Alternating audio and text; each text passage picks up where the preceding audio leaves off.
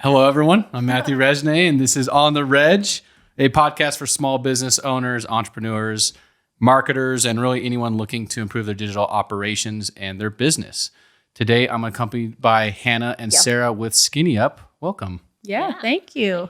Fun to be here. Yeah, I'm glad to have you. And today, we kind of just want to talk about the journey of Skinny Up, talk about the products, talk about what it's like running a business and starting a weight loss and health business from scratch. So we'll just kind of dive right in here.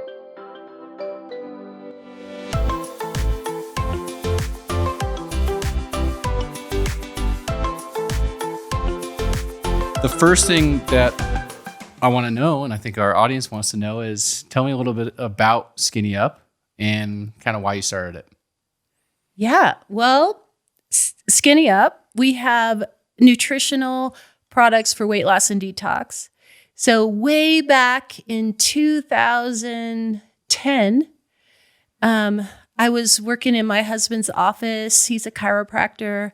And we came across a liquid product that had HCG hormone in it. And we tried that and it worked really well. It targets your visceral fat and you can lose a lot of weight.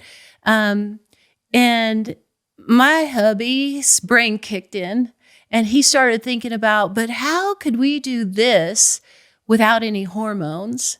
And then also when you target visceral fat, yes, you're consuming all that stored nutrition in there, but it's releasing toxicity. That's where we store toxicity in the body. And that's headed to the liver kidney complex at that point. That's a lot of work for those organs. A HCG product doesn't do anything to support the liver kidney complex. The reason HCG works, human chorionic gonadotropin, it's a natural hormone we produce when we're pregnant. We also produce it if we have cancer, and the hormone is telling the brain, open up that visceral fat, feast on that nutrition that's in there, give it to this growing thing, either the baby or the tumor. Mm-hmm. So he wanted to get around, how do we do that? How do we get the visceral fat open without the HCG? And he came up with a formula that uses nutrition. So what happens is we, with our Skinny Up products, specifically the Reduce product, is that we put that in the system. We have people fat loading for a couple days. We're following the protocol that's very similar to that original HCG protocol. And so then so people are feasting, they get into this really high intensity fat burning mode for a couple days, and while loading up on that product, then when they make the switch to a restrictive eating protocol and the brain's going, hey, where am I going to get those calories from now? Because we've just put all that nutritional support in there that specifically builds up liver kidney activity, the brain's like, well, it's safe to go directly to the visceral fat.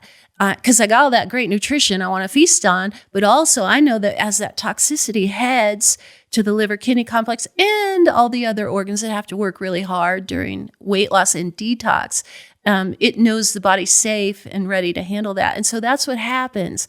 So it bypasses the dermal fat. You know, a lot of times when people lose weight quickly, their face gets pretty old looking in a hurry. They're consuming all that dermal fat. And they would also consume their structural fat. You have fat at the ends of your fingers, you have fat under your feet. Those people will ache because their body's consuming that. They might start to consume muscle tissue. When your heart's a big muscle, we don't really want to consume. So those are things that can happen before you get to visceral fat, because the body's so concerned about that toxicity leaving. So anyway, that's kind of what we did. He created that formula and away we went. And then since then, we've created a couple more. I like to say it's him, created these additional formulas that aid in the whole protocol. So I mean, it sounds really neat and very different from other routines, because typically whether you're doing a fitness routine or a diet or another weight loss routine, it usually targets one element. right? It targets one section of the body, or it targets one type of activity. And it seems like the approach that you've taken is very holistic in terms of, hey, we're not just paying attention to the midsection, we're paying attention to the supporting organs that not only help with the weight loss itself, but have a lot of external benefits as well when you go through and actually support them. Yeah. Is there anything you hear consistently from your customers, or that you just know about the product in terms of those additional benefits outside of weight loss or just feeling better? Yeah, well, there are just unlimited benefits to detoxing, because so much is stored in those visceral fat cells besides nutrition and even besides toxicity. You have old hormones stored in there, old emotions, old medication, old antibiotics, everything that you've ever experienced or consumed kind of in any way, that's going to be tucked away in those visceral fat cells. And that comes out then during the detox process. So yes, it's holistic in a physical sense, but it's also holistic in an emotional sense, in a mental health sense, a spiritual sense. There are a lot of people who discover that I guess I do have self-control. Yeah. I guess I can do hard things. Like I can do, because I discovered through Skinny Up that I can be in control of what I eat and what I drink. I guess I can have the tough conversation with my spouse. I guess I can parent well. There are just things that I think a lot of people don't directly associate with weight loss. But when we add in that weight loss and detox component that is so supported holistically, you start to have these benefits kind of down the road that are huge. Yeah. It sounds a lot like runners often talk about the runner's high, or people who are really into weightlifting or hitting the gym consistently talk about like the endorphins and the dopamine release that they get. So, that's super neat that obviously you're not just getting chemical releases, you're actually getting rid of chemicals too. It's a big chemical release. Yeah. The word we hear so much is empowering. Yeah. It's hugely empowering. And it's fairly common that people tackle weight loss through Skinny Up, they're going to have these things of new vitality, new energy. Yeah. But that component of being a victory then goes into other areas of their life. Like we'll hear people who, I'm going to get my master's. Yeah. Things, because they didn't think they could ever lose weight. They didn't think they'd ever feel this good. They didn't know their knees wouldn't hurt after they pulled off 40 pounds. And so then they're thinking, wait a minute, if I can do this, right, I can go back to school. I can change my career path. My life belongs to me. Yeah. It's not something I'm not in control of. I actually can do what I want to do. And that's really fun. Yeah. What's interesting is I come from a marketing background. Obviously, that's my bread and butter. And so many influencers, so many public speakers, they often talk about in this day and age with how everything's shifting, that everything needs to be a lifestyle brand. All right. Back 10, 15 years ago, you used to be able to put your stuff out there. You could have horrible customer service. You could have a horrible product. And it was a lot harder for it to come back to you because the internet wasn't as prolific as it is now. Right. And so now to get ahead, they talk about creating a lifestyle brand where if you're looking at, and I promise I have a point here. No, this is good. If you're looking at Nike or you're looking at these major brands, their advertisements, Red Bull is a huge one that a lot of marketers talk about. Their advertisements aren't about the product itself. They're not just showing someone drinking Red Bull, right? They're showing someone jumping out of a spaceship, basically, and doing the largest parachuting adventure that's ever been done, right? And back to Skinny Up, you guys are actually creating a lifestyle brand. You're not creating this fake or this look and feel of what it means to have a lifestyle as part of your brand. You're actually creating a brand that changes lifestyles. And I don't know if I said that. Yeah, no, you know what we're doing? We're rebranding their life. In effect. But yeah, because anything's possible now. That's what it opens up for people. Like, holy smokes, Yeah. I can change direction. You know, you have so many people. It's like they're coming with, here's my life. They're holding their hands out. Here's my life. And they're emotional because I've tried to do this so many times and I don't want to be a fool. I don't want to spend my money, my time, my energy, and this doesn't work. But my cousin Susie did it and my brother George did it and it's worked for them. I don't think it's going to work for me, but I really want it to. You know, they were so emotional. And so we don't take that lightly. Yeah. And we want to say to Loretta, we are with you. We think this will help you. Let us thank you. Thank you for trusting us. And here we go. Let's hold you by the hand and get you through this. And then Loretta goes at the end of, you know, another month. Holy moly. I can do anything. And that really is cool. Yeah, that's amazing. You know, I mean, you don't hear those stories from a lot of brands. I don't think. Yeah.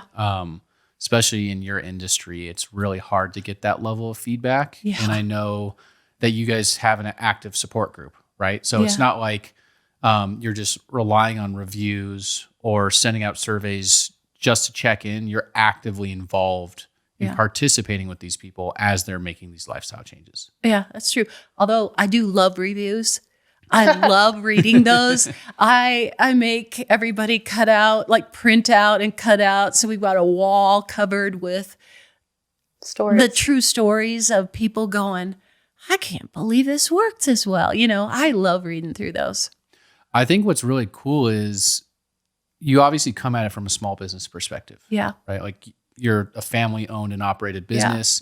You don't have the budget or the marketing department as these major companies. And, you know, that's obviously changing as we continue to grow. But I doubt that these major health and weight loss companies are pinning their customers' pictures to the wall, their reviews to the wall, Yeah. joining these support groups and getting that level of, you know, commitment and involvement with everyone they're interacting with. Right. Yeah, I think there are a lot of companies who have support groups or, you know, are available from a customer support perspective. But I do think we are unique in that we offer like free coaching calls, as many as you need. Just keep scheduling them when we're here. Email us. We are emailing you back with a specific and personal answer to your question. I mean, if it's during the workday, within an hour, Yeah. like we're just really available. And I think that that is unique to our company. That is unique. As you know, Matt, we've tried to do a chat thing every now and then. I don't love that because it's AI. I don't want artificial anything. I want real human Yeah. feedback. And yeah. It adds an impersonal touch, Yeah. which is ironic because I think the whole point is to have more of a personal touch Right. on the website. But it just I think we've been conditioned where it's like you call into a support and you're waiting 15 minutes and then you have to talk to a robot to get to the Right. options. It's just like, it's Right. just not. Yeah. And we might have to do that one day, but I love that right now we don't have to. Yeah. Do you, does anything come to mind in terms of struggles growing as a family owned and operated company? Well, the marketing, you know, in our industry, weight loss, the world is so, in my opinion, goofy about acknowledging that some of us need to lose some weight. You know, that's not a judgmental thing, but therefore, because the world sees it that way, then Facebook advertising and all I mean, you can speak to that. You have to be so careful about the words you use in an ad online. And yet it's just like, I thought during COVID, when it came out that one of the biggest comorbidity challenges or contributions to a factor with COVID was that if you're obese, I don't remember what your rate of death increased, but it was huge. So it felt like, well, see, everybody, it's objective. It's not subjective to say it's healthy to lose weight because your chance of dying from COVID is so much less. Yeah. But that's true for a lot of things. You know, blood pressure, cardiac. There's so many things, diabetes type 2. There's so many things and health markers that go down when we're not overweight. So it's not about really what you look like. It's about, we want you healthy. We want you around for a long time, feeling great. It's interesting because influencers and public speakers, their trade and their profession is motivation, right? Which I think inherently means that they're saying that your mental awareness, your mental stability isn't as strong as it could be. Right. It's a direct assault in saying, hey, you could be doing better. Right. And you know it. And there's no issues there. What separates the body from, the mind when it comes to, hey, this is allowed. We're allowed to talk about this openly. And this is something that is still considered shameful or considered non-politically correct or whatever it might be. It's just very odd that health and weight loss and anything health related, there are so many restrictions in your space. And I mean, I understand some of them. Like there's always the example of the lady shopping Walmart or Amazon, and Amazon and Walmart know that she's pregnant before she does, that type of deal. Like we don't want that to happen. But I think we can all say, even the Goggins of the world can say, hey, I can still be better. I can still be healthier. There are things I can do to improve. And that's where it's like, hey, your product definitely accomplishes that. Yeah. Yeah. I think too, a challenge with weight loss and detox specifically is that a lot of people assume, okay, it's going to take hours every day at the gym and like this is going to rule my life. And so that's a big difference too, is that this is a season and it's helping you restart and giving you tools to go the distance for a lifetime of health and living in a way that is at a lower weight and giving you the tools to check on yourself. And so I think that's a big difference. It's not like we're not asking you to get up at 4 a.m. and go to the gym every day. That's not a bad thing. But I think that's a big difference and a challenge to overcome, is that people have a lot of ideas of this is the way that you need to do it. And so being able to communicate in a way that the various platforms allow us to, that no, there's another way, and it might be a great fit. Yeah. I mean, since this is a business and marketing podcast, we're gonna do we're gonna do a plug here and say that first party data is so critical as for any growing business, whether you're in a restricted vertical or not, because if you have to rely on the Facebooks or the Googles, they get to dictate who you are as a brand and as a company. But if you have your own email list, if you have addresses of your customers where you can send them letters, if you're able to text your customers or talk to them in your Facebook group or any other community, that gives you so much more power and control over how you dictate your brand's growth and how you're able to actually help people also. One thing you brought up, Hannah, that I want to circle back on is you talked about obviously these other routines and these other options. In what instances does it make sense for someone to choose Skinny Up? In what instances might it make sense for them to go a different route? Like what are the main things that people should be thinking about when choosing your product? Yeah, that's a good question. I would say Skinny Up is a great choice for most people. People who it wouldn't be a great choice for would probably be if you're like training for a marathon and you're not going to be giving up your runs in this season, it's probably not a great time for you to do Skinny Up, because we're really asking you to pause from strenuous exercise so that you can, your body can just concentrate its energy on weight loss and detox. So people who are training real hard physically for something, people who are going through something really difficult emotionally or mentally, people who are having like a parent with dementia live with them, that would be difficult, I think, to stick to our protocol. Because that's the thing about food, is that it's so much more than just a substance that gives you energy physically. There's a lot to food. it's an aspect of community, and it's comfort, and it's nostalgic. And so it's a lot of different things to different people. And so when we're asking someone to do the Skinny Up protocol, that's a really specific and simplified protocol for a short season, but still you have to stick to it in order for it to work. So people who are in a season where that's just not going to be possible for them, I would say that's not a great time to do the protocol. But I would not say that it's not a good fit, just probably not right now. Yeah. And probably there's a time in the future that it might be a good fit. So in addition, we wouldn't want somebody who's pregnant or lactating or prepubescent to do the protocol. Yeah. You have two products. Well, technically more than two products, but you have two main kind of products that can solve different problems. You have reduce, you have yeast redux. What's the difference? Why should people care? Should people do both?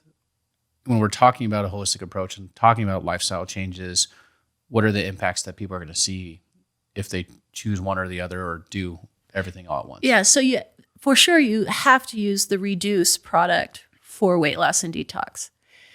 That is just it's carrying all that nutritional support that's specific to all the organs that are going to work really hard during those two processes. So that is the flagship product.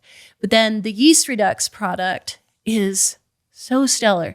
So for most of us Americans, we've taken an antibiotic in our past. We've taken maybe some other really strong medication. And when we take an antibiotic, the analogy we often use is that it's like if you are going into the Amazon and going to cut down trees, you clear cut the entire forest, right? When you take an antibiotic and you go into the intestines, it's going to clear cut all bacteria.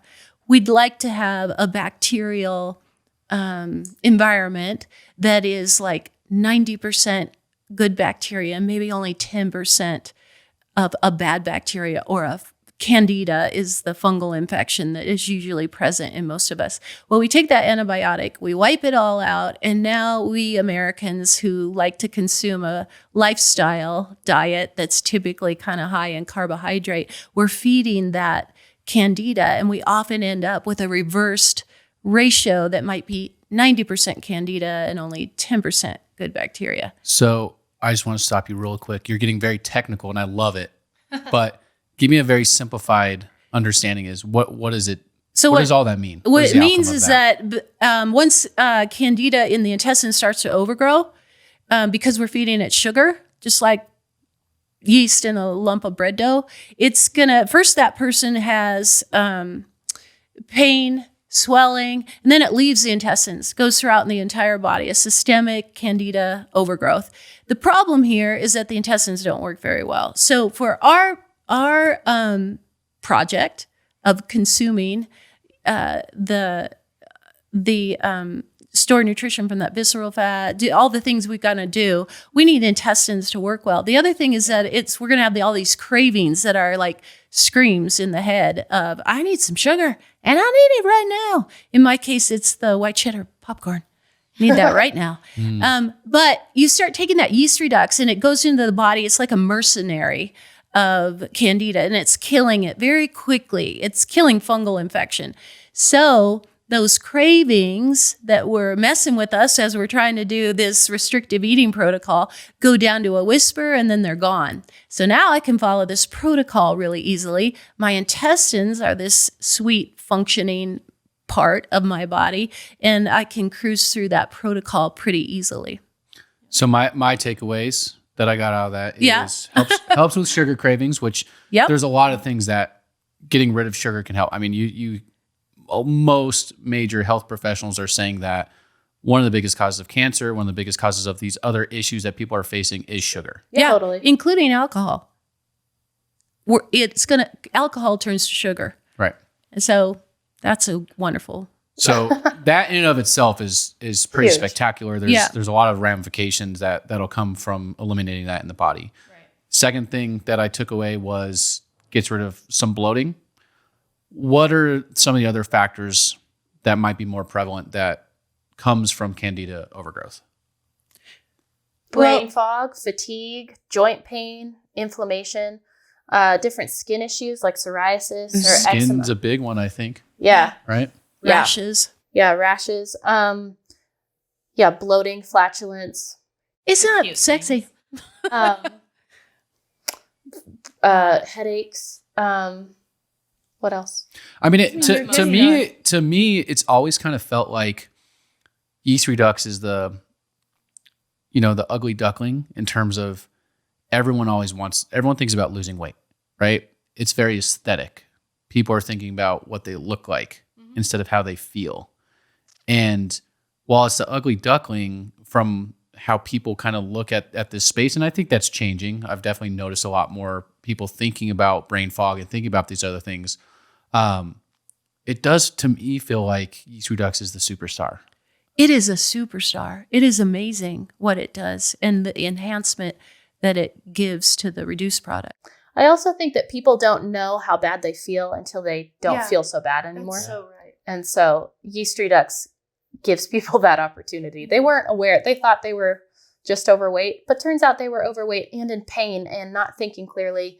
And when we then set them in a business meeting a month later, they're feeling good about themselves, but also they're thinking clearly and not hungry all the time and craving better sleep schedules. Yes. They can focus on what someone is telling them. Mm-hmm.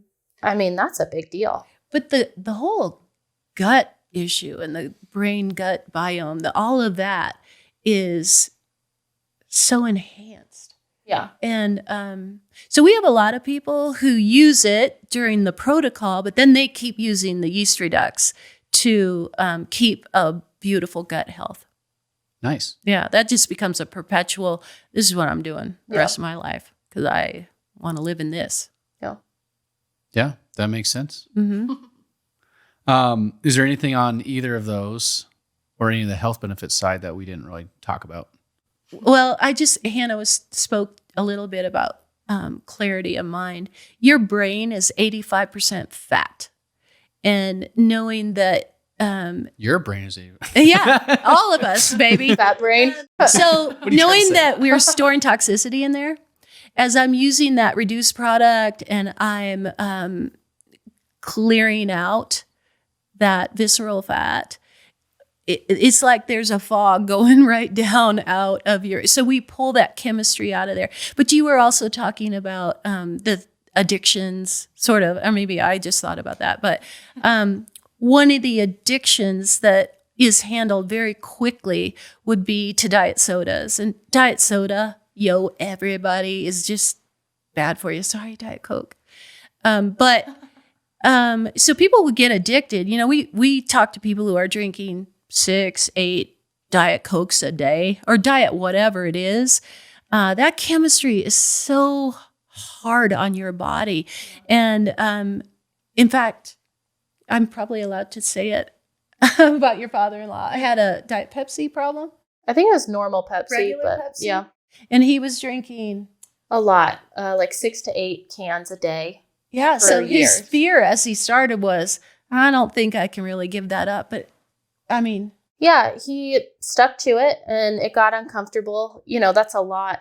There's a lot going on there in giving up a soda addiction. Some headaches are going to happen in day 2 and 3. Yeah. So he took an Excedrin or 2 to help get over that hump and then broke his habit. And that was 8 years ago, I think, that he did that. And he never went back. Yeah, he's not addicted still. So that's a big deal. I mean, it's what I think is really interesting is people always want to defend their bad habits, right?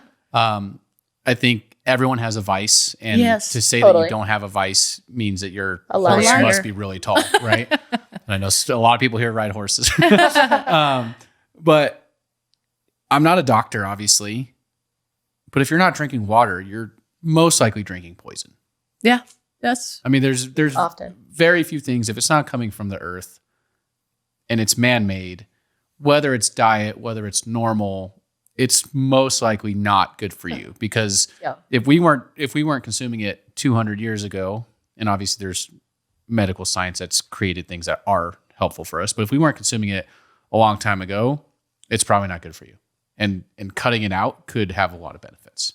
Yeah, definitely simplifying for the body is helpful in the pursuit of detox and living a life that you feel great. That's a great first step every time, is to simplify your intake. I want to touch on something that a lot of customers bring up when it comes to detoxing, when it comes to weight loss. A lot of people experience plateaus. What are your thoughts on that? Yeah, well, we view plateau as a great thing. Yeah. With our protocol, at about a week and a half, somewhere between 10 and 14 days, everybody will plateau. And with our folks, in that first week and a half, they've lost such a large amount of weight and all the toxicity that was living in there. It's like a dump truck backed up, loaded up, drove it over, dumped it onto the liver. And the liver for a second is going to go, yo, Sarah, quit giving me more toxicity while I catch up. So the brain, which lives there, beautifully created to protect things, stops and locks down that visceral fat and stops that process. So the liver just keeps chugging away. It has all this great support we've given it through the reduce. And as soon as it's ready, and that's going to take 2 days, 3 days, but it'll get through all that job assignment we've given it. Then it'll send the new message, okay, I'm ready. And the brain will go, okay, great. And it unlocks that visceral fat and the whole process begins again.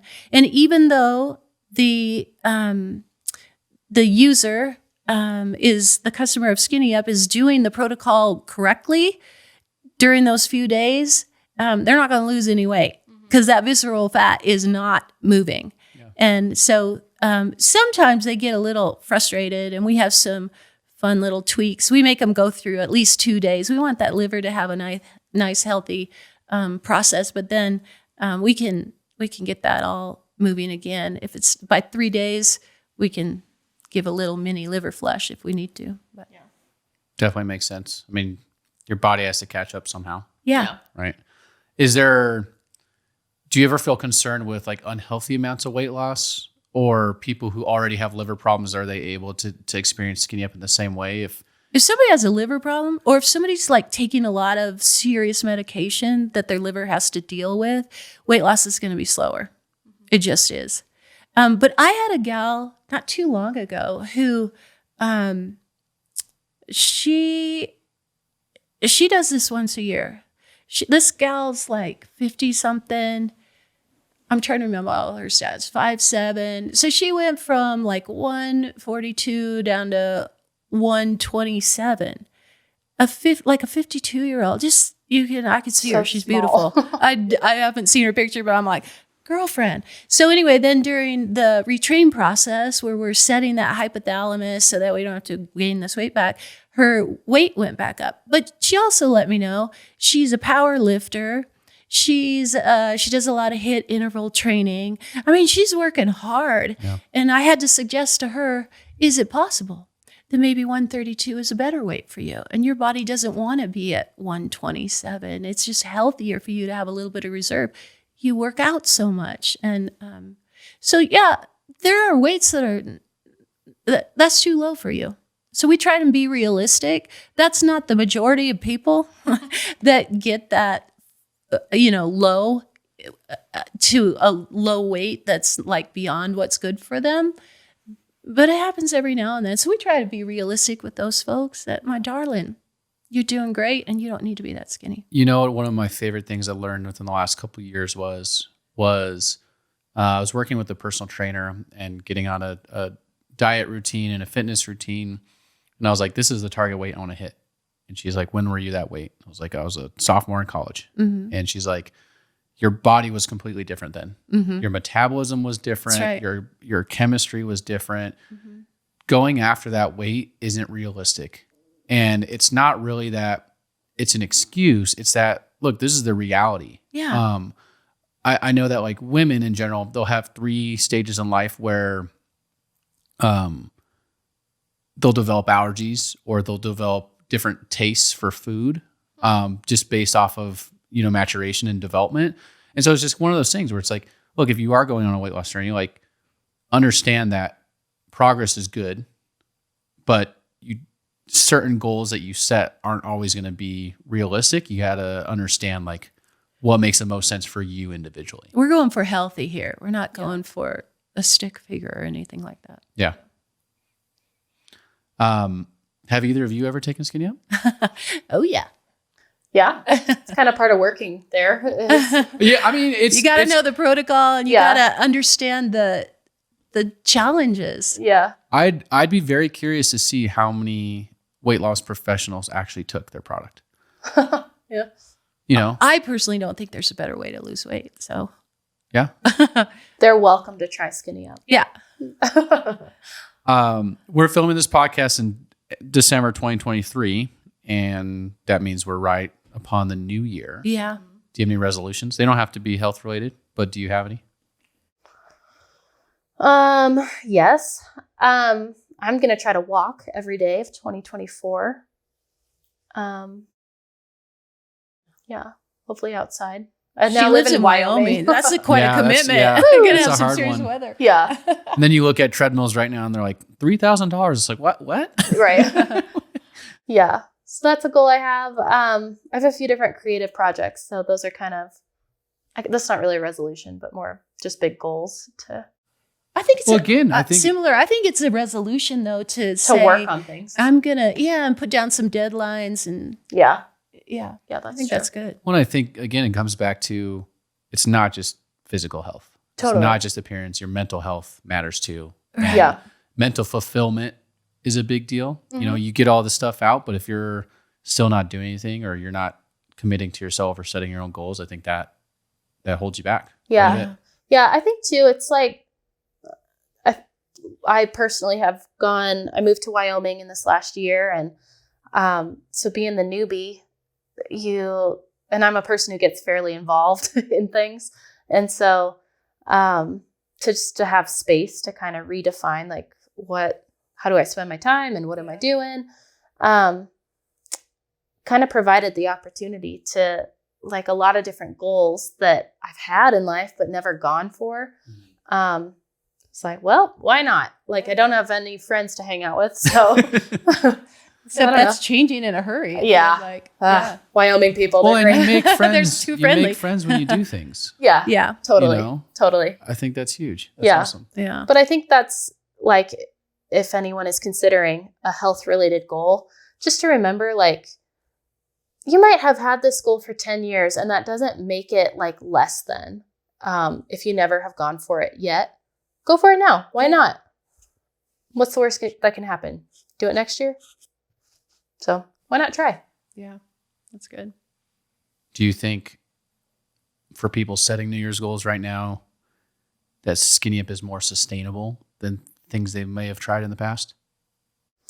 I think so. One, it's really fast. So when you do Skinny Up, you're not committing to a whole year of crazy dieting. And it's not a crazy diet anyway, but I think when people first start the protocol, they're like, I couldn't do this forever. We're not asking you to do it for forever. So I think if losing weight is your goal, we're going to get that achieved by about February. And then hopefully health is your goal. And yes, Skinny Up is a great tool to help propel you on that life. Well, and part of the protocol is the training of the hypothalamus at the end. Yeah. So that's that gland in your brain that regulates your weight. So we want to have that lock on to the end of diet weight. Right. And it does that very well if they follow through and do that. Right. So that's great. But also there's this thing that has happened because they've just eaten clean and they've learned that it's funny. After a week and a half into the protocol, you're like, holy smokes, who knew romaine lettuce was that sweet?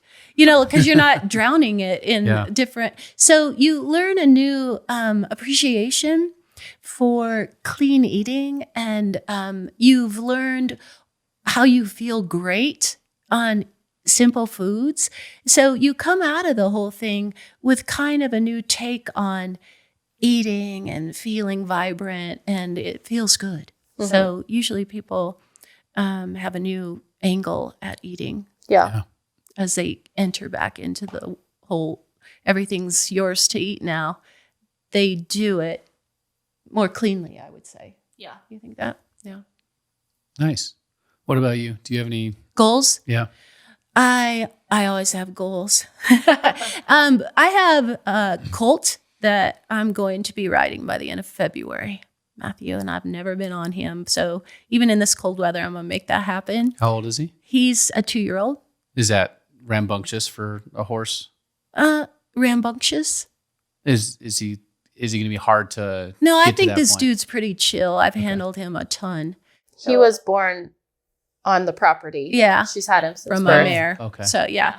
And then as you know, I'm doing a new sport. I just started last year. I'm doing some long distance horse racing through the mountains and the rivers. And so I hope to do a lot of that and see if I can't place in that this year. So Awesome. yeah, I'm Love it. pretty excited. I won't be doing it on that 2-year-old, but yeah. How about you? I have 2 big ones. Discipline is my first one. And I think it just will permeate a lot of other things, walking more, dieting better, going to the gym more. And I think they all start with discipline. So like setting these smaller goals without having the umbrella of, all right, I'm committing to being disciplined, I think is where I kind of missed out in previous years.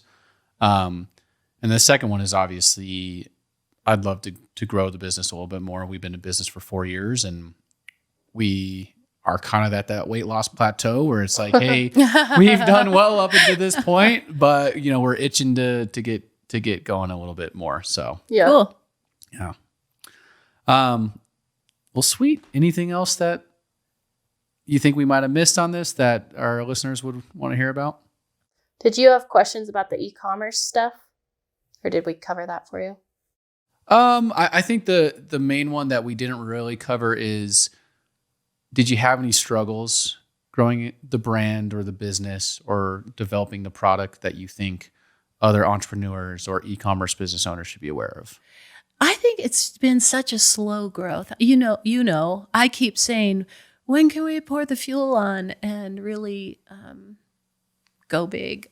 And so that's been a surprise for me with digital marketing, that there are a lot of things to line up. And then it's tricky with our industry. Yeah. Because it seems like Facebook will put a wrinkle in something because we used a word like, we would never use the word fat, but whatever.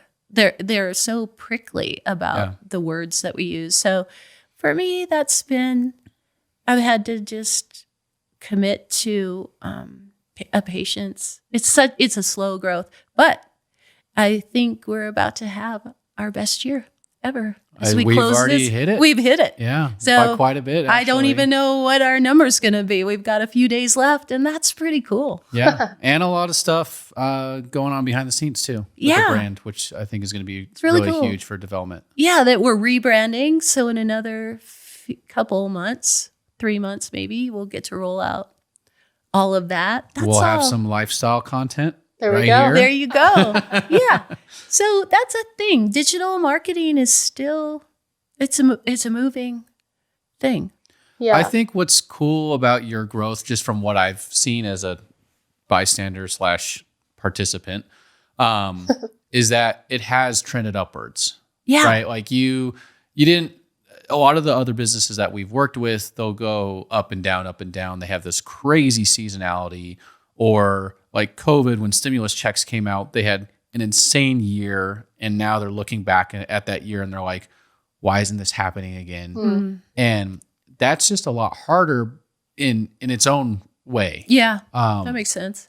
Compared to slower growth, where it's like, hey, we at least know what to expect. We're able to prepare a little bit more, but we're trending upwards. Yeah. And as long as we as long as we keep the creativity flowing, that's where it really comes down to turning a brand about developing your lifestyle into a lifestyle brand as well. Yeah. That's good. I also think that I had a thought. I bet it was good. Probably. That it's key to keep the end consumer in mind, because it's 2023, started in 2010. I came on the team in I like worked for Skinny Up through college, but then I was hired in 2015 to create a Facebook page.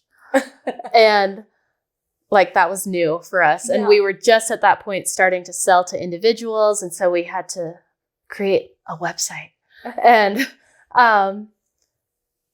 but even in that time, even in the last 8 years, you know, the internet is so different. Social media is so different. Yeah. But the thing that remains the same is that people want to feel good and they want to lose weight if there's weight to lose, and they want to detox. And so if we can keep that in mind, we will have that upward, you know, trajectory. And I think that it can be tempting to like go with the times a bit and like try to be trendy. Mm-hmm. And there's good and bad to that, but to keep the end consumer in mind is like key. And then using e-commerce as a way to do that rather than the other way around. Yeah. Honestly, that's something I really respect about Skinny Up and your team is you do good business. Mm. And good business is good business in my mind. Yeah. I think having integrity and honesty is such a massive factor to the longevity of a business. Yeah. Because if you sacrifice long-term gain for short-term benefit with something that's trendy, or, I mean, you look at these other weight loss companies and it's like they have these doctored before and after photos on their website, or photoshopped photos, photoshopped videos. Like, it's crazy what technology can do these days. And a lot of people use that to their advantage in a way that lacks, that's unethical in my mind, and immoral in my mind. But you guys haven't done that. And I think that is really huge. You could get that explosive growth if you did that, but where would you be in terms of we're not going to do that. People want to know we're real. Yeah. It's legit. Mm-hmm. And and now we've been here a long time. Yeah. Proof is in the pudding, but don't eat pudding. But don't. That's right. Yeah. I had a customer, I was pregnant with my second kid, and then, had the babies, was out on maternity leave and came back, and she called and she's like, how's the baby? And like checking in. And I'm like, that's nice. And then did like a webinar a few months later, and she's like, how's the baby? And I'm like picking up the baby, like, here she is. And so it is like, people want to know, like, we're real. We actually care. And so I think that's huge for any business is keep it real, know who your people are and invest in them. And then they'll tell all their friends. Yeah. So, good. Well, cool. Thank you so much for coming on. It's been a pleasure to have you. I really like this conversation. I think it's eye-opening in a number of ways, but thanks for coming on, and Happy New Year. Yeah. Thank you. Happy New Year.